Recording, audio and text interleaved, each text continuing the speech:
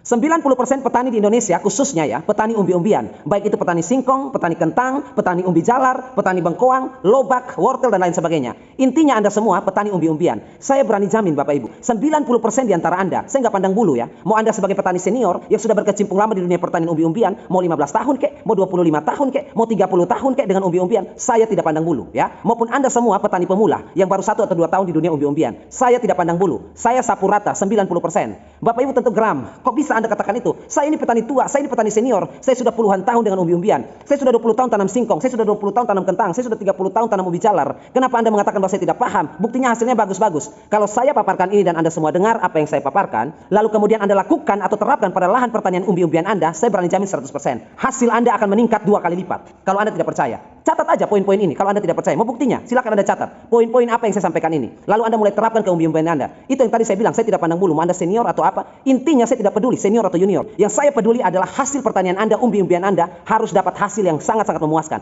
Kalau Anda merasa bahwa selama ini saya sudah terlalu berpengalaman, hasil yang saya dapatkan bisa 20 ton, 30 ton, 40 ton, dan itu sangat memuaskan. Kalau Anda ikut cara saya, Anda bisa mendapatkan 2 kali lipat, bahkan 3 kali lipat dari hasil yang selama ini Anda bangga-banggakan itu. Saya berani jamin 100%. Nanti setelah saya paparkan ini, Anda akan diam, Anda akan tercengang-cengang, Anda akan merasa bahwa saya sebagai senior ternyata masih banyak ilmu yang saya belum pelajari. Dan ilmu ini adalah basic. Seharusnya Anda pelajari ini dulu sebelum Anda terjun. Tetapi apa boleh buat, kita sudah terlanjur. Tetapi terlambat untuk belajar lebih baik daripada tidak belajar sama sekali. Oke ya, kita mulai. Kita akan membahas tentang pupuk apa yang tepat. Bapak Ibu, kenapa saya bilang 90% petani umbi-umbian, senior maupun junior maupun pemula, tidak paham betul tentang pupuk. Saya kasih tahu faktanya ya. Bapak Ibu kalau tanam umbi-umbian, untuk Anda semua petani umbi-umbian ya, apa pupuk dasar yang Anda gunakan? Ya NPK, paling itu. Kalau nggak majemuk ya tunggal. Apalagi? Iya kan? Ya itu aja. NPK aja yang digunakan kan, urea, SP36 atau TSP, KCL dan lain sebagainya. Itu aja. Kalau nggak tunggal ya majemuk, itu aja pupuk dasarnya. Lalu ditanam umbi-umbiannya. 1 bulan setelah itu dikasih pupuk susulan, pupuk pertama. Itu aja kan. Nitrogennya dinaikin, fosfornya di tengah, kaliumnya kecil. Masuk pemupukan susulan kedua umbi-umbiannya, ya pemupukan kedua, kaliumnya mulai dipertinggi, mulai diperbanyak, fosfornya sedang, nitrogennya kecil. Sampai apa? Sampai panen. Lalu panen umbinya. Itu aja. Apalagi coba? Itu aja kan. Nah, itu yang saya bilang tadi. 90% tidak paham. Bapak Ibu tahu nggak sih? Nitrogen misalnya, pupuk dasar atau misalnya pupuk susulan pertama deh untuk umbi-umbian. Bapak Ibu tahu nggak kalau Bapak Ibu kasih nitrogen, fosfor dan kalium itu tujuannya apa? Yang Bapak Ibu tahu, ya, yang petani Nusantara kita ini tahu, nitrogen itu untuk daun, itu aja titik. Kalau kasih nitrogen daunnya hijau, daunnya subur, daunnya lebar, itu aja, daunnya tebal, itu aja kan. Fosfor, batangnya kuat, itu aja. Kalium, nanti umbinya besar, udah titik sampai di situ. Itu yang saya tadi bilang 90% ya itu. Seperti itu ya. Ya itu dia. Makanya saya bilang 90%. Anda mau senior, mau junior, saya tidak peduli, saya tidak pandang bulu. Karena fokus saya adalah hasil pertanian Anda meningkat. Anda mau marah, Anda mau tidak terima, terserah. Yang penting informasi ini saya sampaikan pada Anda. Memang cara bicara saya seperti ini ya. Oke, kita mulai. Pupuk itu Bapak Ibu ada 3. Unsur hara makroprimer, pupuk makroprimer, pupuk makrosekunder, dan juga pupuk mikro. Kalau pupuk ini terpenuhi 3-tiganya, itu yang disebut dengan pupuk lengkap atau unsur hara lengkap ya. Tanaman yang mendapatkan unsur hara lengkap adalah tanaman yang akan menghasilkan hasil yang lengkap. Tanaman yang mendapatkan pupuk yang seimbang, pupuk yang sesuai, pupuk yang cukup, maka dia akan menghasilkan hasil yang seimbang, yang cukup, yang sesuai juga. Apa yang Bapak Ibu berikan, itu yang Bapak Ibu dapatkan. Itu tidak bisa kita pungkiri, itu hukum alam ya. Kita kasih pupuk sedikit, hasilnya juga sedikit. Kita kasih pupuknya salah, hasilnya juga salah. Jadi itu akan berbanding lurus. Tidak mungkin kita kasih pupuk sedikit, hasilnya jumbo, hasilnya panennya limpah ruah. Nggak mungkin. Kita kasih pupuk yang salah, yang kita tidak paham, terus hasilnya paham. Lo nggak bisa. Itu akan berbanding lurus. Nah, unsur hara makro primer, makro sekunder, dan unsur hara mikro ini sekarang kita pilih mana unsur hara makro primer, makro sekunder maupun unsur hara mikro yang dibutuhkan oleh umbi-umbian kita. Mau itu singkong, kentang, ubi jalar, bengkoang, wortel dan lain sebagainya. Kira-kira dari unsur hara makro primer, sekunder dan mikro ini menurut Bapak Ibu apa yang umbi-umbi kita perlukan? Oke, kita mulai dari poin pertama, unsur hara makro primer, NPK. Nitrogen dibutuhkan tanaman umbi-umbian untuk apa? Untuk daun, untuk pertumbuhan tunas dan lain sebagainya. Kita nggak usah bahas secara umum ya. Saya akan bahas unsur hara makroprimer, makrosekunder dan unsur hara mikro ini. Saya tujukan langsung memperuncing, mempertajam pada umbi. Saya nggak bahas secara umum. Kalau secara umum kita bahas banyak. Yang saya mau tekankan adalah unsur hara makroprimer, sekunder maupun mikro ini. Kalau kita sandingkan atau kita cocokkan dengan tanaman umbi-umbian, masuknya di mana? Jadi kita spesifik. Nitrogen, unsur hara makroprimer ya. Nitrogen untuk apa? Untuk daun. Jadi untuk umbi-umbian Anda, daunnya hijau, daunnya sehat, daunnya tebal, daunnya banyak, daunnya sehat ya. Oke, itu nitrogen fungsinya. Kemudian nanti saya jelaskan kenapa. Yang kedua, fosfor. Fosfor ini untuk apa? Untuk Anda semua petani-petani umbi-umbian. Menurut Anda kasih pupuk fosfor ke lahan Anda, ke tanaman umbi-umbian Anda, singkong, kentang, apa lain sebagainya. Fosfor yang Anda berikan kepada lahan Anda, kepada tanaman itu untuk apa tujuannya? Anda mau jabatan? Salah. Fosfor ini kalau kita kasih ke tanaman umbi-umbian, dia untuk memperbanyak akar. Jadi kalau misalnya singkong Anda tanam, Anda pakai pupuk fosfor, fosfor itu akan memperbanyak akarnya. Fosfor itu memecahkan sel akar. Jadi akar itu akan memecahkan diri, memperbanyak diri. Kalau akarnya banyak, umbinya banyak. Itu otomatis. Kalau akarnya sedikit, umbinya juga sedikit. Makanya kita pakai pupuk fosfor untuk umbi-umbian itu tujuannya. Kalau Bapak Ibu tahu dengar informasi, kita pakai fosfor untuk batangnya kuat, batangnya kokoh, tidak mudah ambruk. Jadi fosfor untuk batang. Itu yang saya bilang 90% tidak paham itu, yang itu mau senior mau junior saya tidak pandang bulu, saya tidak peduli ya. Fosfor itu supaya akarnya banyak. Umbi itu, singkong itu akarnya banyak. Kalau akarnya banyak, nanti semuanya bengkak besar, Bapak Ibu panennya juga bisa banyak. Itu fungsi fosfor. Paham ya sampai sini ya? Kemudian yang ketiga, kalium. Kalium ini untuk apa? Bapak Ibu kasih pupuk KCl ke lahan pertanian untuk umbi-umbian, kentang, singkong, apa, ubi jalar. Itu untuk apa? Kalium ini untuk apa? Yang pertama, kalau Bapak Ibu kasih kalium ke tanaman-tanaman umbi-umbian Bapak Ibu, yang pertama, kalium ini menghasilkan lemak. Umbi-umbian itu ada lemaknya, ada minyaknya. Kalium ini fungsinya. Kemudian apa lagi? Umbi-umbian yang kita panen, umbi jalar lah, mau bengkoang lah, mau dia singkong lah, kentang lah, itu ada proteinnya. Protein dapat dari mana? Dapat dari kalium ini, Bapak Ibu. Kalau kita kasih kalium, proteinnya banyak. Kemudian apa lagi? Karbohidrat. Unsur terbanyak atau komponen terbesar dari sebuah umbi itu karbohidrat dan serat. Dua itu saja, nggak ada unsur lain yang lebih banyak dari mereka berdua. Jadi umbi ini, mau singkong, kayak mau kentang, kayak mau apa, kayak umbinya, Bapak Ibu taruh di depan saya, maka saya langsung bilang, yang paling banyak unsurnya dari umbi yang Bapak Ibu taruh depan saya ini cuma dua. Yang pertama karbohidrat, itu yang paling tinggi. Yang kedua adalah serat. Udah itu aja. Yang lainnya pelengkap, ya. Yang lain itu pelengkap, kecil-kecil remeh-temeh saja. Tetapi yang paling banyak adalah karbohidrat dan serat. Dapatnya dari mana? Dari kalium tadi. Makanya kita kasih pupuk kalium. Kalau umbi-umbian kita mau pembesaran, mau generatif, kita kasih kalium untuk itu. Karbohidrat, lemak, protein, itu dari pupuk kalium. Nah, ini informasinya baru kulit luar, ya. Kita melanjut, ya. Primer sudah, Bapak Ibu sudah tahu ya, kalau saya kasih nitrogen apa yang saya dapatkan. Kalau saya kasih fosfor, apa yang saya dapatkan. Oh, kentang saya makin banyak hasilnya kalau saya kasih. Ya iya, dia memperbanyak sel akar. Kemudian kalau kalium itu untuk mengisi, ya. Yang tadinya fosfor itu kerjanya untuk memperbanyak akar. Setelah akarnya banyak, fosfor sudah bekerja, fosfor bilang ke kalium, akar sudah banyak tuh. Saya sudah ciptakan akar banyak. Kalium, isi akar-akar ini dengan karbohidrat, dengan serat, dengan protein, dengan segala macam. Agar akar-akar yang sudah saya buat yang kecil-kecil ini bisa membesar. Sehingga nanti petani yang tanam kita ini bisa senang. Itu cerita mereka seperti itu dalam tanah. Kemudian yang tadi saya bilang, hanya dikasih NPK saja ke lahan dari tanam sampai panen. Bapak Ibu perlu yang namanya unsur hara makrosekunder juga. Itu harus ditambahkan juga, harus diberikan juga pada umbi-umbian Bapak Ibu. Kalau makrosekunder ini tidak diberikan, ya sama saja. NPK itu presiden, menteri-menterinya, ya unsur hara makrosekunder yang kita mau bahas ini, magnesium, sulfur, kalsium. Ini menteri-menterinya. Presiden nggak bisa kerja tanpa menteri-menterinya. Jadi kalau Bapak Ibu suruh presiden kerja nggak ada menteri, gimana dia bisa kerja? Makanya kita kalau kasih pupuk primer, sekunder juga harus ada. Itu namanya pupuk lengkap. Magnesium kita bahas pertama ya, unsur hara makrosekunder. Magnesium itu tugasnya apa? Magnesium itu tugasnya untuk membuat lemak. Jadi umbi-umbian kita itu ada lemaknya, ada minyaknya. Itu magnesium yang kerja. Kemudian apa lagi? Magnesium ini mengaktifkan vitamin, enzim dan lain sebagainya. Di umbi-umbian ini Bapak Ibu, mau singkong kayak mau kentang kayak mau apa saja, itu ada vitamin C-nya. Pasti ada vitamin C-nya, vitamin B-nya, pasti ada. Di dalam komponen sebuah umbi kita itu ada vitamin C-nya. Vitamin C dari umbi-umbian ini datangnya dari mana? Ya tugas si magnesium itu, dia menghasilkan. Kemudian dia ini Bapak Ibu, bahan baku, ya seperti kalau kita bikin kue ya tepungnya. Dia ini bahan baku klorofil. Yang nanti N itu bekerja, nitrogen itu bekerja, ya klorofil ini. Dapatnya dari mana ya? Dari magnesium ini. Dia bahan bakunya, dia tepungnya. Untuk nitrogen nanti bisa bekerja untuk membuat kue, maka tepungnya adalah magnesium tadi. Kalau tidak ada tepung gimana? Kuenya bisa jadi nggak? Nggak jadi. Makanya kita perlu magnesium Bapak Ibu. Sehingga nanti kuenya mengandung protein, kuenya mengandung karbohidrat, kuenya mengandung serat. Jadi itu fungsi magnesium. Apalagi unsur hara makrosekunder, sulfur. Ini juga sama. Sulfur ini adalah bahan baku atau tepungnya dari protein. Kalau mau buat protein, bahan baku atau tepungnya itu ya sulfur. Kalau tidak ada bahan bakunya, tidak ada sulfurnya, protein nggak bisa terjadi. Dia bahan bakunya. Kemudian apalagi sulfur ini tugasnya dalam umbi-umbian kita, dia pembentuk lemak. Dia penghasil lemak, pencipta lemak. Jadi kalau ada dia, lemak dalam umbi-umbian itu tercipta. Semakin banyak komponennya, umbi kita semakin besar, bobotnya semakin berat. Apalagi dia membantu dalam pekerjaan mengisi, ya dia membantu untuk mengisi karbohidrat atau gula atau pati di dalam umbi kita, sehingga umbi kita makin banyak karbohidratnya, makin gendut. Itu fungsi sulfur. Jadi kalau misalnya Bapak Ibu cuma kasih kalium saja, sulfur nggak ada, magnesium nggak ada, lalu umbinya mau besar bagaimana? Panennya mau melimpah bagaimana? Kalau disuruh kalium kerja, presiden kerja, menteri nggak ada. Siapa yang bantu dia? Kemudian yang terakhir, kalsium. Kalsium inilah Bapak Ibu sebagai kemasan, ya bungkusan seperti itu ya. Kalau semuanya sudah bagus, packingan bungkusannya, kemasannya, kadonya itu semakin cantik itu. Kalau kita mau kasih hadiah ke orang, kadonya kita bikin yang cantik-cantik, bungkusan kemasannya kita bikin yang cantik, yang mewah, supaya orang terima kado kita, wah kadonya bagus sekali, kadonya indah sekali. Kemasan itu, nah itu kalsium tugasnya. Dia pembentuk kulit dari umbi kita. Kalau Bapak Ibu buka panen umbi singkong misalnya, Bapak Ibu belah kulitnya untuk dibuka, ya kulitnya mau dipotong. Kulitnya itu siapa yang bekerja untuk menyusun kulitnya sehingga tebal itu? Kalsium itu tugasnya. Dia penyusun atau dia membuat dinding dari sebuah sel itu kuat, termasuk kulit dari umbi-umbian kita. Kalsiumnya banyak berarti umbinya itu tebal kulitnya. Kalau kulitnya tebal gimana? ya untungnya lebih banyak, bobotnya lebih berat. Nah itu sudah 6 unsur hara, 3 primer, 3 sekunder. Sekarang unsur hara mikro perlu nggak? Ya perlu. Sangat perlu sekali, tetapi Bapak Ibu, kalau kita bahas umbi-umbian seperti ini, mikro itu tidak semua kita butuhkan. Saya ulang ya, mikro itu tidak semua kita butuhkan. Mikro tertentu saja yang nanti kita pakai untuk umbi-umbian khususnya ya. Mikro apa saja yang kita pakai, yang nanti kalau kita pakai unsur hara mikro ini, dia ada efek besar untuk umbi-umbi kita, yang ditujukan untuk umbi. Yang pertama, boron. Boron ini Bapak Ibu jangan pernah Anda abaikan ya. Dia mikro, tetapi kalau Anda mau bertani umbi, jangan pernah Anda lupakan dia. Boron itu fungsinya apa Pak? Kenapa yang mikro yang namanya boron itu penting sekali kalau kita budidaya pertanian umbi-umbian? Boron itu Bapak Ibu bobot.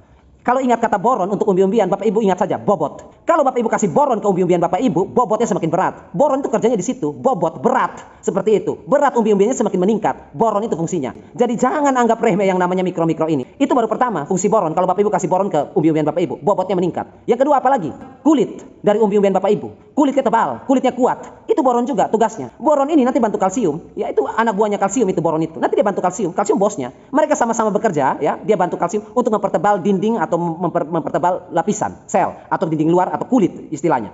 Kulit dari umbi-umbian Bapak Ibu, kulitnya makin tebal. Kalau kulitnya tebal, ya bobotnya meningkat. Bobot isinya dagingnya sudah tebal, sudah berat. Bobot kulitnya juga tebal. Ya Bapak Ibu timbang makin berat, untung makin banyak. Itu fungsi boron. Dan yang terakhir Bapak Ibu, boron ini juga nanti dia bantu sulfur. Dia juga selain anak buahnya kalsium, dia juga anak buahnya sulfur. Nanti dia habis bantu kalsium, tebalin dinding atau kulit umbi Bapak Ibu, dia pergi ke sulfur lagi, dia bantu sulfur lagi. Bos, apa yang bisa saya bantu? Boron sini, kita bikin gula, kita bikin karbohidrat. Kita produksi ini sebanyak-banyaknya supaya kita isi dalam umbi ini sehingga umbi ini bisa penuh dengan karbohidrat, bobotnya bisa meningkat, rasanya bisa manis. Ayo boron kita kerja. Itu tugasnya boron. Dia bantu segala macam. Jadi kalau boron nggak ada, siapa yang bantu mereka Bapak Ibu? Itu baru boron ya. Kemudian apalagi unsur mikro. Yang kedua mangan. Mangan ini fungsinya apa Pak? Mangan ini nanti dia kerjanya, dia bantu magnesium. Anak buahnya magnesium. Mangan, Bapak Ibu dengar saja, magnesium berarti mangan. Magnesium, bos, mangan anak buah. Mangan ini nanti lapor ke magnesium. Bos, apa yang saya bisa kerjakan? Mangan sini. Mangan, sekarang kamu bantu saya untuk kita ciptakan enzim. Untuk kita ciptakan vitamin. Supaya apa? Supaya umbi-umbian ini ada vitamin C-nya, ada vitamin B-nya. Ayo mangan kita kerja. Mangan ini langsung siap gerak, membantu magnesium, membuat vitamin. Makanya kalau kita makan kentang, kita makan wortel, kita makan segala macam umbi-umbian, ada vitaminnya. Yang bikin itu siapa? Magnesium dibantu oleh si mangan anak buahnya. Selain mangan apalagi? Tembaga atau CU. Dia juga sama. Mangan ini mau membantu magnesium buat vitamin, mangan ajak tembaga. Tembaga, sini ikut gua. Kemana? Ke magnesium, ke bos. Kita bikin gula, kita bikin serat, kita bikin karbohidrat, kita bikin vitamin. Ikutlah si tembaga tuh sama mangan. Mangan sama tembaga kucuk-kucuk jalan ke menghadap ke bos mereka magnesium. Dibuatlah di situ serat, dibuatlah di situ vitamin, mereka buatlah di situ karbohidrat dan lain sebagainya. Kemudian yang terakhir unsur mikro yang kita perlukan. Cukup 4 saja ya mikro ini. Yang terakhir Bapak Ibu perlu yang namanya zat besi, Fe. Besi ini sebenarnya tidak perlu banget. Tetapi kalau misalnya Bapak Ibu mau simpan umbinya, ya, mau ada penyimpanan, ada waktu penyimpanan. Oh, saya panen umbi-umbian nanti saya simpan dulu Pak, belum langsung dijual. Saya masih simpan dulu beberapa minggu atau beberapa bulan. Nah, fungsi dari besi itu adalah penyimpanan. Sehingga apa? Sehingga bobotnya waktu Bapak Ibu panen kentang, panen singkong, begitu disimpan, belum ada pembelinya, belum ada tengkulak yang datang untuk mengambil umbi-umbian ini untuk dibeli. Daya simpan 1 minggu itu, bobotnya tidak menyusut atau tidak ringan dia, ya besi itu fungsinya. Daya tahan, dia mengawetkan secara alami ya. Bobotnya itu tetap. Jadi kalau ada keterlambatan pengiriman, ada penundaan penumpukan dan lain sebagainya setelah pasca panen, besi atau Fe inilah unsur hara mikro yang menjaga bobotnya agar beratnya tetap stabil. Kalau mau menyusut dikit aja. Jadi kalau kita simpan umbi-umbian kita sebelum dijual, bobotnya tidak menyusut, tidak ambruk, tidak anjlok. Panennya 1 ton, besok sudah menyusut. Tidak kalau ada zat besi ini, dia menekan. Itu fungsinya untuk umbi-umbian kita. Nah, sekarang Bapak Ibu sudah ada gambaran, berarti pupuk apa saja yang mengandung unsur apa saja yang kita perlukan untuk umbi-umbian. NPK pasti ya. Kemudian magnesium, kalsium, sulfur itu wajib. 6 ya, itu wajib itu hukumnya ya. Kemudian unsur hara mikro yang Bapak Ibu perlukan, boron, mangan, tembaga dan juga besi ya. 10 unsur hara ini wajib hukumnya, tidak boleh tidak ya. Untuk hasilnya memuaskan 10 ini harus ada. Di luar dari 10 ini tidak mau pakai tidak masalah. Yang penting 10 ini ada ya. Karena nanti akan berkaitan, dia rentet terus. Mereka tidak bisa kerja sendiri Bapak Ibu. NPK, nitrogen, fosfor, kalium tidak bisa bekerja sendiri. Dia butuh pembantunya seperti magnesium, sulfur dan kalsium. Sulfur, kalsium dan magnesium ini juga tidak bisa kerja sendiri. Mereka ini bos, mereka perlu anak buah. Anak buahnya yaitu boron, tembaga, mangan serta besi tadi. Itu anak-anak buahnya. Kalau semua bekerja, hasil panennya melimpah. Makanya Bapak Ibu jangan heran kalau lihat orang, pemilik perkebunan besar atau perusahaan-perusahaan besar di dunia pertanian, mereka kok hasilnya bisa lebih menggila daripada kita. Ya karena mereka tahu konsep ini. Bapak Ibu nggak tahu konsep ini. Kalau mereka tahu apa yang saya sampaikan ini, Bapak Ibu tidak tahu dan baru mendengar apa yang saya sampaikan ini, ya wajar-wajar saja. Tanam singkong di sana, Bapak Ibu tanam singkong di sini. Panen sama-sama. Di sana singkongnya 30 ton, di sini cuma singkongnya 20 ton. Kok bisa? Jenis varietasnya sama, tanahnya sama, jarak tanamnya sama. Kok dia panen 30 ton, saya panen 20 ton karena dia tahu konsep yang tadi saya sampaikan ini. Bapak Ibu tidak tahu konsep yang saya sampaikan ini. Makanya tadi saya bilang 90% itu saya tidak pandang bulu. Rata-rata tidak tahu ini. Taunya penyiapan lahan pupuk dasar NPK sudah. Nanti pupuk susulan pertama NPK lagi. Susulan kedua NPK lagi. Susulan ketiga NPK lagi. Panen tuh. Sudah selesai. Kalau cuma tahu itu saja ya wajar saja Anda panen 20 ton. Mereka panen 30 ton ya wajar saja. Kemudian kita masuk pada pupuk apa yang kita gunakan. Majemuk boleh. NPK ya makro primer. Bapak Ibu mau pakai majemuk. Ponska boleh. NPK boleh. Kalau Bapak Ibu mau pakai pupuk tunggal boleh. Kita pakai ya urea petro. Itu yang pertama. Yang kedua TSP kita pakai. Yang ketiga KCL itu kita pakai. Untuk urea kita bisa pakai petro. Untuk fosfor kita bisa pakai TSP. Itu larutnya cepat kok. Kemudian untuk kalsium kita bisa pakai Merauke MOP. Itu juga bisa ya. Kita sudah dapat 3 ya. Kita sebutkan dulu pupuk-pupuknya. NPK sudah kita dapat 3 pupuk ya. Kemudian pupuk magnesium dan sulfur kita bisa pakai magnesium sulfat merek Petani. Itu juga bisa ya. Sudah dapat ya magnesium sulfat dari merek Petani, sudah dapat magnesium dan sulfur. Kemudian kalsium. Kalsium Bapak Ibu bisa pakai apa ya pupuk kalsium yang kira-kira murah. Yang paling murah pupuk kalsium pakai ini aja, CNG ya. CNG itu pupuk kalsium murah. Udah gitu ada plus nitrogennya, nitratnya, maksudnya nitrat ya. Nitrogen itu bisa amonium, bisa nitrat. CNG itu nitrat N-nya. Itu ada sekitar 15,5% kalau saya tidak salah. Nanti Bapak Ibu pakai itu saja. Kalsiumnya 26%. Nah, itu yang paling murah. Kalau pupuk kalsium setahu saya itu yang paling murah ya. Petani itu merek Petani CNG itu. Nanti pakai itu saja. Makro primer, makro sekunder sudah ya. Sekarang unsur hara mikro. Pupuk mikro ini Bapak Ibu bisa pakai pupuk mikro yang kemarin kita bahas, Green Java itu. Dia punya boron, dia punya besi, dia punya mangan, dia punya tembaga, dia punya apa lagi kemarin? Saya lupa yang satunya lagi, zinc. Dia punya itu semua. Zinc nanti kita nggak perlukan untuk umbi-umbian. Kita hanya perlu boron, besi, tembaga, mangan. Itu aja kita perlukan. Nanti pakai aja Java Green itu ada mikronya juga. Nah, jadi ada berapa pupuk tuh? 1, 2, 3. Kita sebut pupuk tunggal ya. Urea, TSP, KCL, magnesium sulfat, CNG sama Java Green. Ada 6 pupuk yang Bapak Ibu beri ya. 6 pupuk ini sudah lengkap semua. Unsur hara makro primer dan sekunder. Nah, serta unsur hara mikro ya. Sekarang dosisnya gimana atau komposisinya gimana kalau kita sudah beli 6 pupuk ini? Nah, baik Bapak Ibu semuanya, untuk racikan pupuknya kita hitungan manual seperti ini ya. Kemarin banyak yang request dihitung seperti ini Pak, pakai kertas, pakai spidol biar nanti kita lebih mudah pahaminya ya. Oke, sekarang kita pakai cara ini saja manual biar Bapak Ibu paham. NPK, CA, SMG. Unsur hara primer, unsur hara makro sekunder juga ya. N ini bisa kita pakai urea petro, P ini bisa fosfor, kita bisa pakai TSP, Merauke juga bisa. Kemudian KCL bisa untuk kalium, Merauke MOP juga bisa. S dan Mg ini sulfur dan magnesium kita dapat dari magnesium sulfur ya. 26 magnesium, 21% sulfur. Nah, kalsium tadi karena kita pakai CNG, dia ada kalsiumnya 26%, dia plus nitrat 15,5% ini nitrat. Nah, N ini langsung kita konversi ke sini saja. Karena kita pakai pupuk ini otomatis N ini akan bergabung di sini. Jadi nanti yang kita dapatkan angkanya untuk nitrogen 46 ditambah dengan 15,5 ya dari kalsium tadi CNG, dia jadinya 61,5%. Fosfor tetap 46%, kalium 60, ini 26, 21, 26. Maka nilai unsur yang kita dapatkan kalau misalnya 1 kilo semua atau 10 kilo atau 100 kilo, ya kita dapatkan ini. Nitrogen 61,5, fosfor 46%, kalium 60%, kalsium 26%, sulfur 21% dan magnesium 26%. Untuk mikro kita pakai Java Green aja ya. Oke, sekarang gimana biar ini seimbang? Kalsiumnya 26, sulfurnya 21, magnesiumnya 26. Ini 60, 46, 61,5. Besar-besar semua ini enggak seimbang ini, ya. Gimana caranya agar seimbang semua? Kita pakai angka ini saja biar seimbang. Ini kan seragam nih. 26, 21, 26. Gimana caranya agar NP dan K ini kita bikin 20-an juga? Supaya bisa seimbang pupuknya. Harus seimbang, nggak bisa ini bengkak, ini kecil. Ini harus sama. Ini kan makro-makro ini. Bukan ini makro, lalu ini mikro, bukan. Ini makro-makro ini. Bedanya primer sama sekunder. Tetapi keduanya ini makro juga. Karena dua-duanya ini makro, maka jumlahnya harus seimbang, harus banyak juga. Nah, sekarang gimana caranya agar ini bisa 20-an% semua sama kayak unsur makro sekunder? Ini tinggal kita bagi 3 dari kalium ya. Kalium kita bagi 3. Kalium bagi 3 sama dengan 20 ya. Oke, kita sudah dapat. Kalau dibagi 3, istilahnya kita pakai 1 kilo, anggap saja ya. Kalau kita pakai ini 1 kilo, 1 kilo, 1 kilo semua, 6 kilo totalnya. Untuk 1 kilo kalium ini kalau kita bagi 3, pupuknya bagi 3, maka dia dapat 20%. Ya, ini tetap 1 kilo semua. Ini kalau bagi 3 dapat 20%. Sudah balance ya, ini 20% juga. Kemudian untuk fosfor kita bagi 2 juga. Ya, ini bagi 3, ini bagi 2. Kalau bagi 2, 46 bagi 2 berapa? 23. Nah, fosfor 23%, kalium 20%, kalsium 26, sulfur 21, magnesium 26. Nah, sekarang gimana caranya agar nitrogen bisa 20-an% juga biar seimbang semuanya 20-an. Tetapi kalau kita bagi 3 di sini nanti dapatnya 20-an. Tetapi di sini kan kita mau racik adalah pemumpukan pertama ini vegetatif, otomatis nitrogennya harus tinggi. Kalau kita bagi 3 seperti kalium, nanti dia dapatnya 20-an% juga.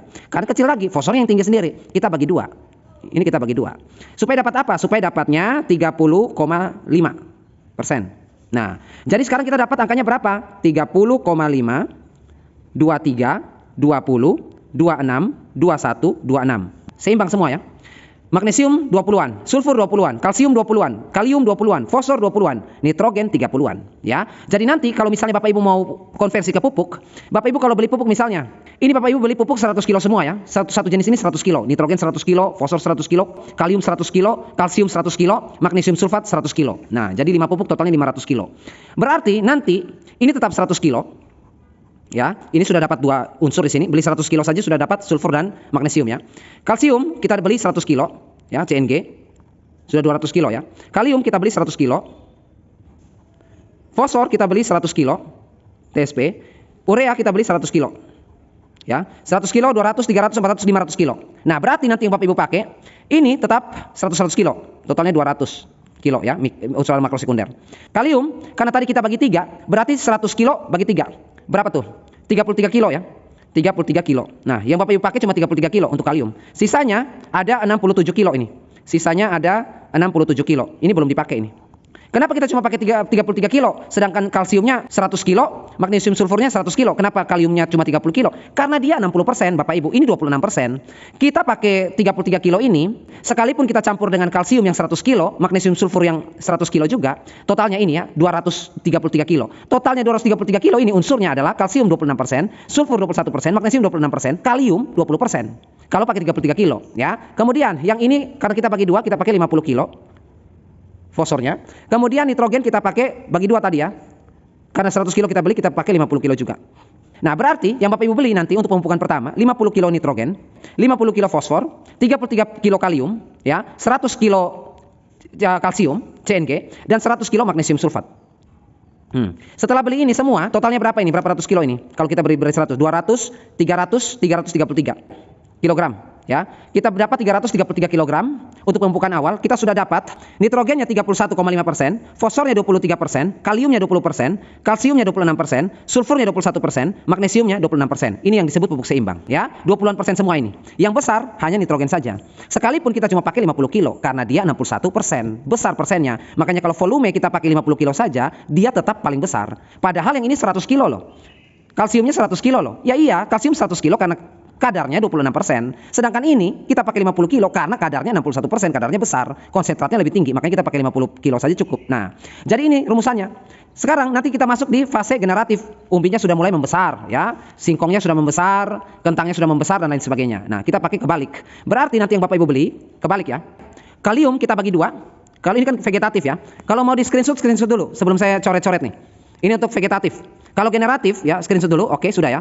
Kalau mau generatif, ini jangan bagi 3, ini bagi 2. Ini bagi 2, ini tetap bagi 2. Yang ini kita bagi 3. Jadi kebalik ya, dia kebalik. Yang tadi ini bagi 2, bagi 2, bagi 3. Sekarang kebalik kalau generatif. Ini bagi 2, ini bagi 2, ini bagi 3 ya. 61%. Kalau bagi 3 berapa? 20%. Di mana nih tulisnya? Di sini aja ya. 20% nitrogen ya, kita dapat 20%.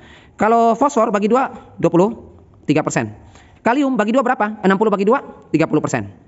Kaliumnya gede ini. Kemudian yang ini tetap normal. 26, 21, 26. Nah, ini generatif nih.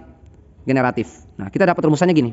Nitrogennya 20, fosfornya 23, kaliumnya 30, kalsium 26, sulfur 21, magnesium 26. Yang paling tinggi nilainya hanya kalium karena generatif. Jadi nanti Bapak Ibu bisa pakai yang ini 100 kilo, magnesium sulfur beli 100 kilo. Yang ini juga 100 kilo, CNG. KCl atau kalium atau merek MOP kita beli 50 kilo saja. Sudah dapat 30%. Kemudian untuk TSP atau fosfor, pupuk fosfor, kita beli 250 kilo juga. Kemudian untuk nitrogen, kita beli 33 kilo. Kebalik dari kalium tadi. 33, 50, 50 kilo, 100 kilo, 100 kilo. Totalnya sama, 333 kilo juga. Vegetatif 333 kilo, generatif 333 kilo. Yang digunakan nitrogen 33 kilo, fosfor 50 kilo, kalium 50 kilo, Ca atau kalsium 100 kilo, magnesium sulfat 100 kilo. Jadi kalau untuk umbi-umbian, Bapak Ibu mau pemupukan pertama, pupuk pertama dan pupuk kedua, yang digunakan cuma 333 kilo untuk vegetatif, 333 kilo untuk generatif. Ya, ini untuk vegetatif, ini untuk generatif, 333 kilo, 333 kilo, kadarnya tetap sama, jumlahnya sama ya. Dan ini semua NPK, Ca, S, Mg maupun mikronya seperti besi, mangan, ya, boron, kemudian apalagi tadi tembaga, ini semua berfungsi untuk umbi. Ya, mereka ini berfungsi untuk umbi.